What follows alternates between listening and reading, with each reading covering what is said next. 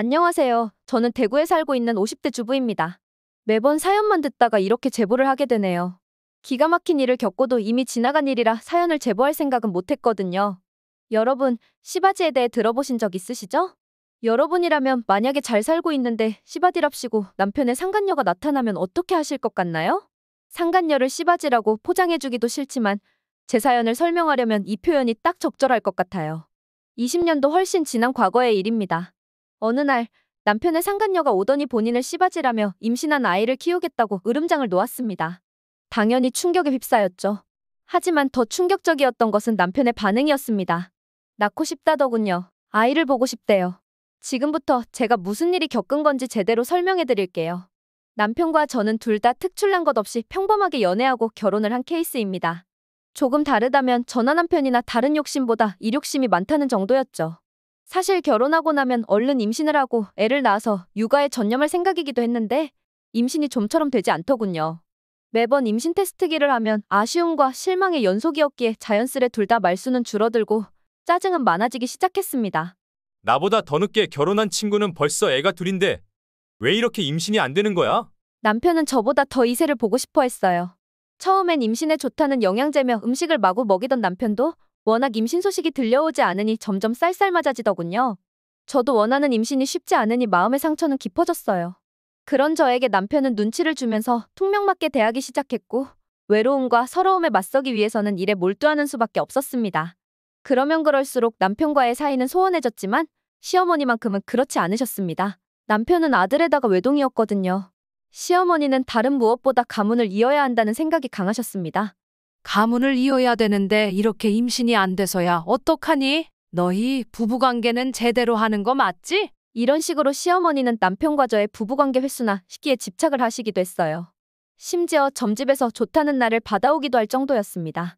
하지만 그 아무리 좋다는 방법을 써도 안 되는 건 안 되는 거였어요.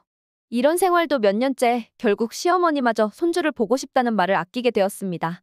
비슷한 경험이 있는 분들은 아실 거예요. 오히려 이런 상황이 더 눈치 보인다는 걸요. 자포자기하는 마음이 컸었는데 주변에서 워낙 채근하니까 나중에는 제가 더 안달나게 되더군요. 자발적으로 야근을 줄이고 운동도 시작하고 좋다는 음식을 삼시세끼 챙겨 먹으면서 간절하게 아이를 바라게 되었습니다. 하지만 이럴수록 몸은 야위어가고 마음의 여유는 사라져서 사람이 예민해지더라고요. 사람이 예민해지니까 만사에 짜증이 심해졌습니다. 당연히 이 영향은 남편에게도 이어졌어요. 남편이 하는 말은 모두 저에게 시비를 거는 것 같았고 남편이 뭐라든 뭘 먹든 아무런 관심도 안 생겼어요. 그때부터였던 것 같아요. 처음엔 저를 달래던 남편도 이내 저에게 지쳐서 서로 대화를 하지 않게 되었고 남편의 퇴근 시간은 점점 늦어졌죠. 그때는 마냥 남편이 집에 들어오기 싫으니까 야근을 자처해서 하는구나 생각했어요. 하지만 그게 아니었던 거죠. 저 모르게 외도를 하고 있던 겁니다. 어느 날 퇴근하고 돌아온 집엔 역시 아무도 없었습니다. 홀로 저녁 식사를 하고 있던 중에 문자 한 통이 왔어요. 남편과 어떤 여자가 다정하게 웃으며 같이 찍은 사진과 함께 잠깐 만나고 싶다더군요. 그제야 뒤통수 한 대를 얻어맞은 느낌이 들더군요. 그렇게 상간녀와 단둘이서 만난 날 여느 막장 드라마에서나 보듯 기고만장한 태도를 보일 것이라는 제 예상과는 다르게 상간녀는 꽤나 주눅든 모습으로 말하더군요. 저 임신했어요. 그래서요? 이혼이라도 하라고 협박하러 온 거예요? 그러려고 온 게 아니에요.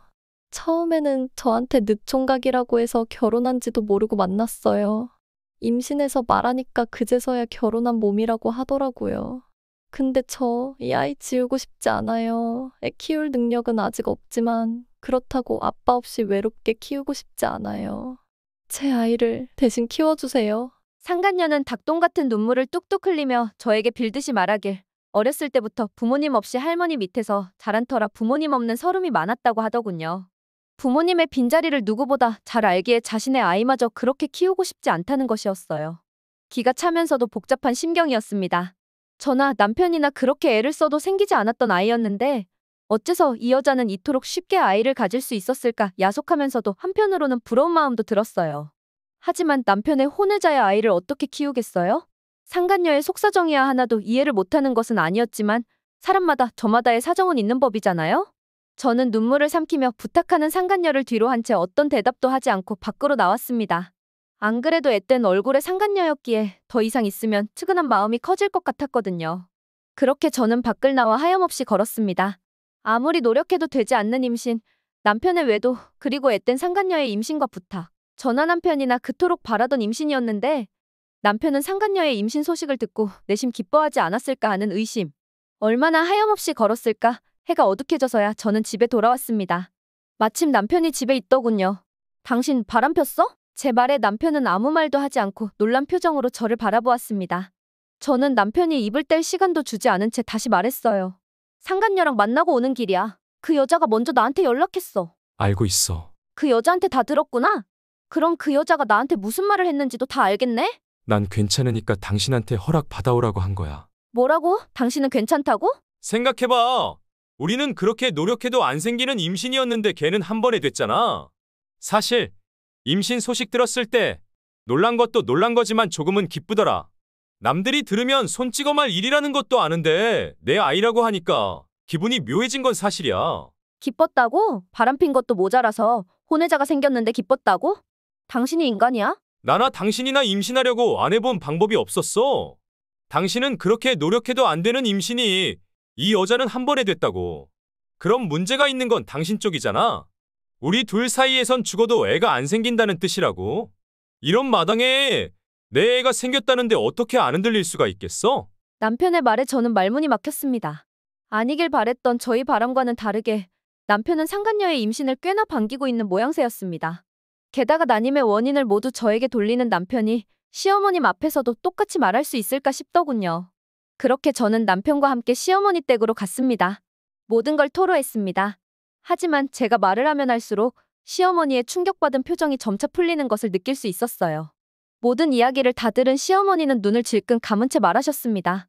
애 낳아서 키워. 그 말을 듣고 입이 어떻게 안 벌어질 수 있겠어요? 전혀 예상치 못했던 반응이었기에 저는 어떤 말도 나오지 않았어요. 그저 입만 벌린 채 시어머니를 바라보았습니다. 시어머니는 제게 눈길조차 주지 않은 채 남편을 바라보면서 말했습니다. 가문은 이어야 하지. 며느라기 임신 소식은 없지. 차라리 씨바지라 생각하고 그 애 낳아서 가문 이어야지. 어머니, 그게 무슨 소리예요?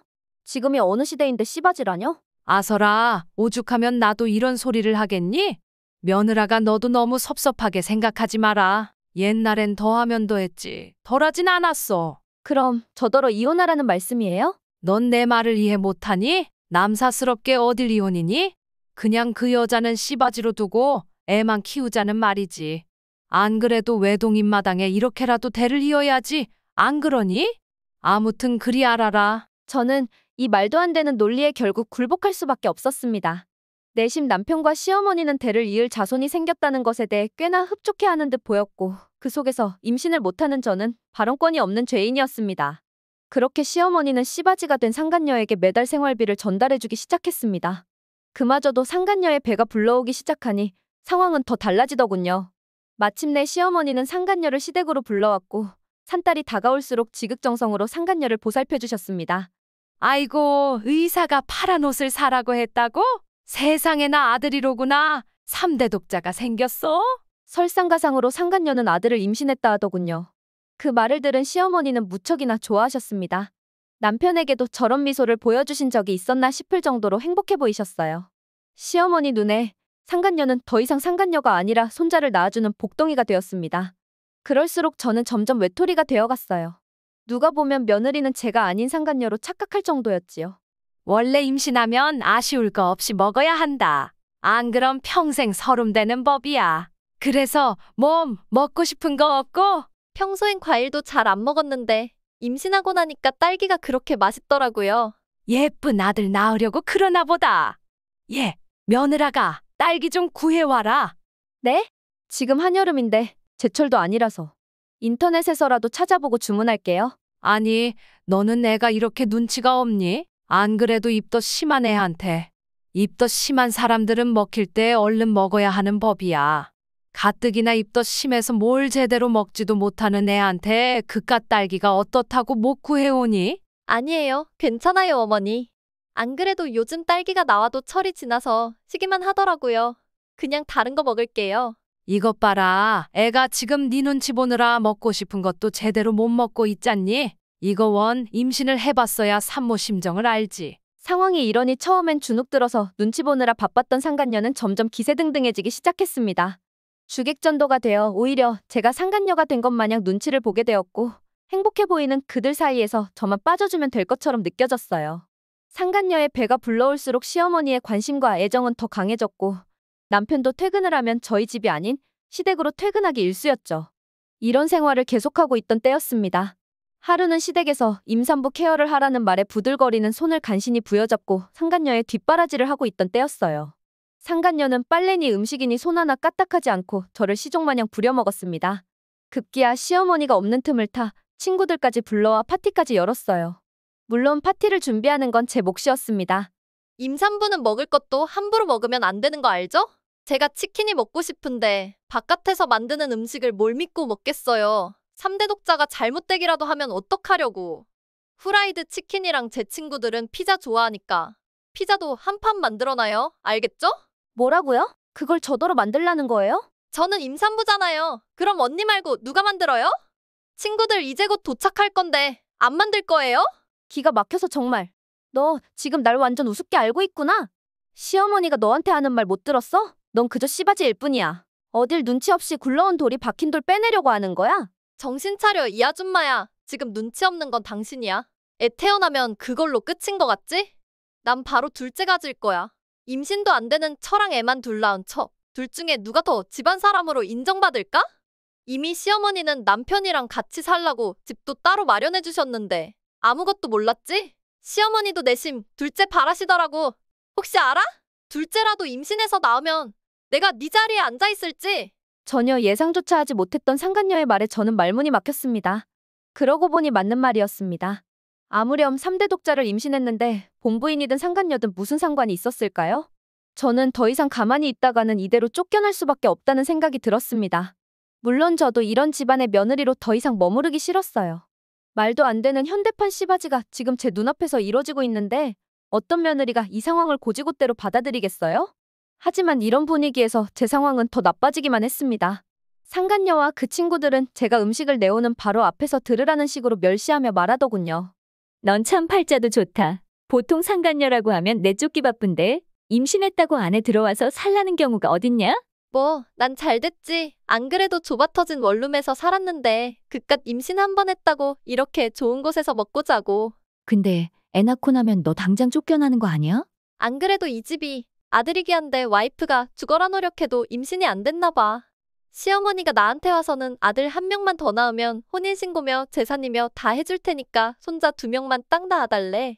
아무리 그래도 이 집 며느리가 가만히 있을까? 그러게 진작에 손자 1명 떡하니 낳았어야지. 안 낳고 뭐 했대?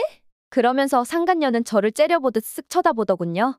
이런 이야기를 듣고도 저는 아무것도 할 수 없었습니다. 저는 아무런 이야기도 못 들은 척 음식을 내왔고 상간녀와 그 친구들의 은근한 멸시에도 아랑곳하지 않고 그들의 수발을 다 들어줬습니다. 그리고 모든 일들을 남편에게 말했어요. 조금이라도 위로를 받고 싶었거든요. 하지만 남편은 매몰찬 태도와 말투로 저는커녕 오히려 상간녀를 걱정하듯 말했습니다. 당신이 나한테 이렇게 이간질하려는 거 다 이해해.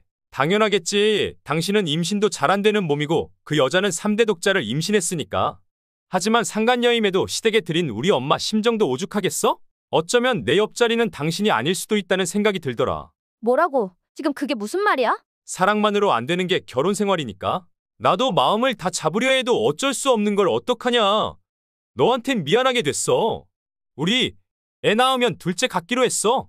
당신도 그냥 이제 맘 편하게 다른 남자 만나. 이제 서로 갈 길 가야 돼. 우리라니? 당신이 말하는 그 우리 애는 내가 아니라 그 여자랑 당신을 말하는 거 맞아? 그래, 나도 느꼈어. 당신 옆에 있는 자리는 더 이상 내 자리가 아니라는 거. 그 전에 마지막으로 내 부탁 들어줄 수 있어? 나 진짜로 한 번만 임신 시도해보고 싶어. 무슨 소리야? 그러다가 임신이라도 되면 배다른 자식을 둘이나 두게? 관도 더 이상 당신이 낄 자리가 아니야. 슬슬 짐 정리하면서 마음도 정리해. 그러면 우리 둘 다 난임 검사 한 번만 받아보면 안 될까? 어떻게 하면 우리가 임신할 수 있었을지 지금이라도 알고 싶어서 그래. 이 대화를 듣고 복장이 터지셨다고요? 저런 말을 듣고도 고개 숙이듯 말하는 저의 심정은 더 복장이 터질 듯 했습니다. 더 이상 아무도 제 편이 없었어요. 마치 냉탕과 온탕을 왔다 갔다 하는 것처럼 감정 기복이 솟구쳤습니다. 쫓겨날 때 쫓겨나더라도 이렇게 고분고분 쫓겨날 수는 없다는 생각이 들었습니다. 난임 검사라도 해서 문제의 원인을 제대로 밝혀내고 싶었습니다. 그게 제가 가장 바라던 것이었으니 남편의 모진 말에도 고개를 숙여가며 부탁한 거고요. 그렇게 남편과 저는 난임 검사를 받았습니다. 여자에 비해 남자의 난임 검사는 비교적 쉬운 탓에 남편을 설득하기 더 쉬웠어요. 남편은 검사에 대해 별 관심도 없었고 검사 결과지는 필요 없으니 저보고 알아서 처리하라 하더군요. 검사 결과지를 받아든 저는 소리 없는 환호성을 질렀습니다. 하늘은 제 편이었습니다. 검사 결과는 말 그대로 대박이었거든요. 저는 그제서야 이 상황을 어떻게 풀어나가야 할지 감이 잡히기 시작했습니다. 단지 비장의 카드를 언제 드러내야 하는지가 관건이었어요. 시간은 흘러서 상간녀의 임신 예정일이 일주일도 안 남은 시점이었습니다. 시어머니의 극진한 보살핌 덕분인지는 몰라도 상간녀의 낯비친 날이 갈수록 좋아졌고 저만 빼고 집안은 축제 분위기였어요. 저도 그 축제 분위기에 동참했습니다. 상간녀를 극진히 보살폈죠. 처음엔 저를 어리둥절하게 쳐다봤던 상간녀도 이제는 당연하다는 듯 저를 더 부려먹기 시작했지만 저는 그럴수록 더 잘해줬습니다. 그리고 단둘이 시댁에 있게 된 어느 날이었어요. 그날도 상간녀는 저에게 전신 마사지를 시키며 부려먹고 있었습니다. 임신하면 몸이 힘들다는데 딱히 그렇지도 않네. 임신도 쉬워. 출산도 쉬워. 이 정도면 애둘은 뭐야, 셋도 낳겠다. 안 그래? 아, 임신을 해본 적이 없어서 모르겠네? 미진아, 끝까지 숨길 수 있을 거라 생각했어? 뭐? 그게 무슨 소리야? 그리고 어디서 반말질이야? 네 뱃속에 있는 아이, 남편 아이 맞아? 뭐라고? 당연하지? 도대체 지금 무슨 소리를 하는 거야? 이거 단단히 미쳤네? 그래? 이거 한번 들어볼래? 상황은 이랬습니다. 저를 시녀처럼 부려먹으면서 친구를 불러와 파티를 벌였었던 그때 저 몰래 하던 이야기를 엿들은 것이 있었거든요. 근데 진짜 남편이고 시어머니고 아무도 모르는 거야? 너 애 아빠도 누군지 모른다며? 야, 그래서 내가 둘째 빨리 가지려는 거 아니야. 첫째가 지 자식이 아닌들 둘째가 친자식이면 뭐 어쩌겠어? 간도 크다. 하여간 이 집 사람들 손주 보고 싶어서 돌았나 봐. 얻어 걸린 거지. 야, 그리고 친자식이 맞다는 확률이 아예 없는 건 아니다? 까봐야 아는 거야. 제가 이 대화 내용을 녹음한 파일을 들려주니 상간녀는 사색이 되었습니다. 하지만 곧 태세 변환을 할 것이라는 예상과는 달리 고개를 빳빳하게 들고 말하더군요. 그래서? 여기 녹음해서 못 들었어? 친자식이 맞다는 확률이 아예 없는 건 아니라고. 애 낳으면 검사해봐. 그때 까발려도 늦지 않잖아? 이깟 걸로 내가 벌벌 떨면서 무릎이라도 꿇을 줄 알았어? 혹시나 했지. 근데 역시나구나? 좋아, 애 낳고 보자. 상황이 더 재밌어질 것 같다. 물론 이 사실을 남편에게 말했습니다. 하지만 무참히도 무시당했습니다. 오히려 제가 이간질을 한다면서 천하의 몹쓸년이 되어 있었죠. 그렇게 상간녀는 천연덕스럽게 애를 낳았습니다. 산후조리원을 다녀온 상간녀는 여전히 고개를 빳빳하게 들었고 집 분위기는 완전히 축제였어요. 상간녀는 축제의 주인공이나 다름없었고 시어머니와 남편은 갓난아이를 몇 시간이고 품에 안았습니다. 아이의 우는 소리가 집안에 울려 퍼질 때마다 저도 고개를 파묻고 엉엉 울고 싶은 마음이 가득하더군요. 하지만 그럴 때가 아니었습니다. 이내 몸을 어느 정도 추스린 상간녀는 이젠 대놓고 저를 쫓아내려고 으름장을 놓기 시작했어요. 처음 상간녀를 집에 들일 때만 하더라도 상간녀는 씨바지일 뿐 이혼은 안 된다던 시어머니도 저에게 점점 압박을 주기 시작했습니다. 저는 그럴수록 상간녀의 몸조리에 사활을 걸었어요. 얼른 회복해서 둘째 임신하라는 마음으로요. 그리고 이내 상간녀의 몸도 많이 회복되고 갓난쟁이 육아도 익숙해졌을 때쯤 시어머니가 말하더군요. 위자료는 섭섭하지 않게 챙겨줄 테니 알아서 이 화목한 가정에서 없어져 달라고요. 그 자리에 있던 남편마저 한마디를 거들었습니다. 저는 더 이상 이 집안에서는 어떤 것도 기대할 수 없다는 판단이 들었습니다. 이제 정말 각자 갈 길 가야 돼. 그리고 미진이 둘째 임신했어. 미진이랑 애들이랑 같이 오순도순 잘 살고 싶어? 너도 이제 제발 다른 남자 만나. 그래, 내가 할 일은 다 끝난 것 같다. 당신도 참 불쌍해. 정말 유감이야. 뭐라고? 무슨 말 하는 거야?